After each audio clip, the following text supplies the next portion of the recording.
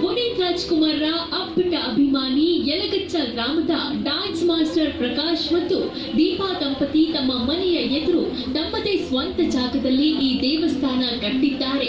10 ಲಕ್ಷ ವೆಚ್ಚ ಮಾಡಿ ಈ ಕಟ್ಟಡವನ್ನ ಕಟ್ಟಿಸಿದ್ದು ಪುನೀತ್ ರಾಜ್ಕುಮಾರ್ ಪ್ರತಿಮೆಯನ್ನ ಪ್ರತಿಷ್ಠಾಪಿಸಲಾಗಿದೆ.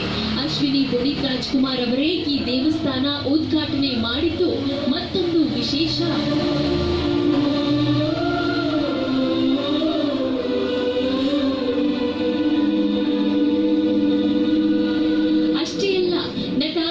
ಸುದೀಪ್ಗೂ ರಾಯಚೂರಿನ ಅಭಿಮಾನಿಗಳು 12 ಲಕ್ಷ ರೂಪಾಯಿ ವೆಚ್ಚದಲ್ಲಿ ಗುಡಿಯೊಂದನ್ನ ಕಟ್ಟಿಸಿದ್ದಾರೆ. ಇತ್ತೀಚೆಗಷ್ಟೇ ನಟಿ ಖುಷ್ಬೂಗೂ ಅಭಿಮಾನಿಗಳೆಲ್ಲ ಸೇರಿ ದೇವಸ್ಥಾನ ನಿರ್ಮಿಸಿದ್ದಾರೆ. ಈಗ ಅಪ್ಪು